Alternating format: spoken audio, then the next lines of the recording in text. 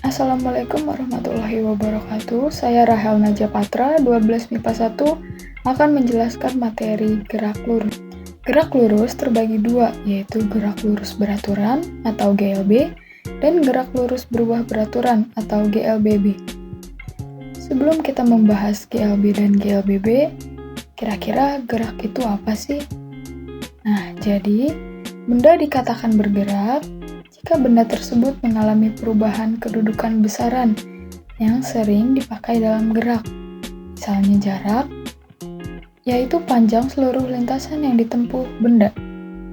Selanjutnya, perpindahan ialah merupakan perubahan kedudukan awal dan akhir suatu benda.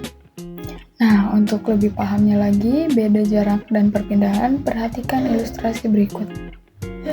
Seseorang bersepeda sejauh 3 km ke arah timur, lalu kembali lagi sejauh 2 km ke arah barat.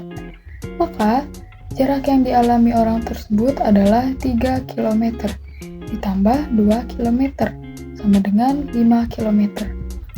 Untuk menentukan jarak, kita tidak memperhatikan arah ya, sedangkan perpindahannya 1 km. Karena setelah bersepeda sejauh 3 km, orang tersebut kembali lagi 2 km, sehingga perbedaan kedudukan awal dan akhir orang tersebut adalah 1 km.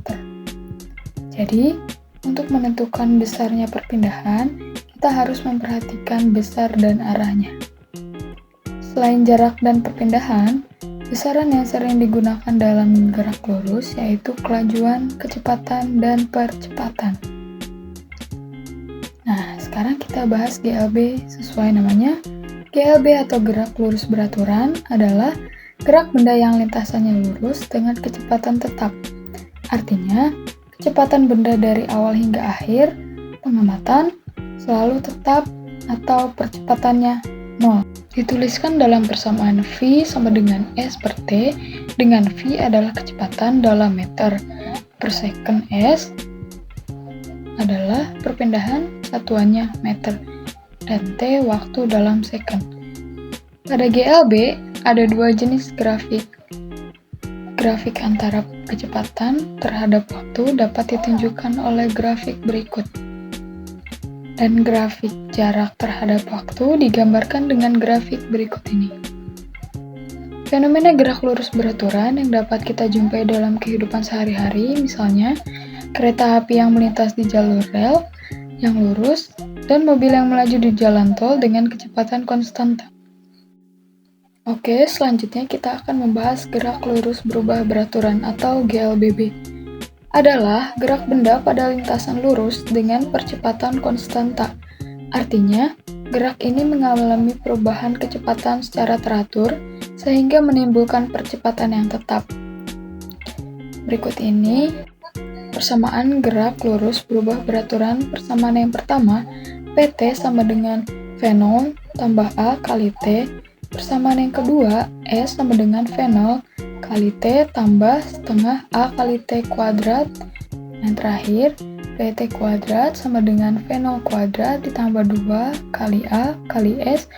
GLBB dapat digambarkan dengan 3 buah grafik. Yang pertama, grafik percepatan terhadap waktu. Yang kedua, grafik kecepatan terhadap waktu. Yang ketiga, grafik jarak terhadap waktu. Adapun contoh peristiwa GLBB dalam kehidupan sehari-hari adalah pesawat yang sedang lepas landas dan berkendara di jalan menurun.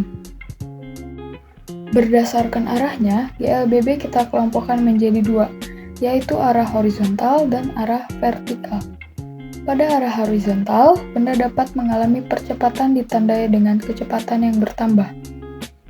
Juga dapat mengalami perlambatan ditandai dengan kecepatan yang berkurang. Sedangkan pada arah vertikal, terdapat gerak jatuh bebas, gerak vertikal ke atas, dan gerak vertikal ke bawah.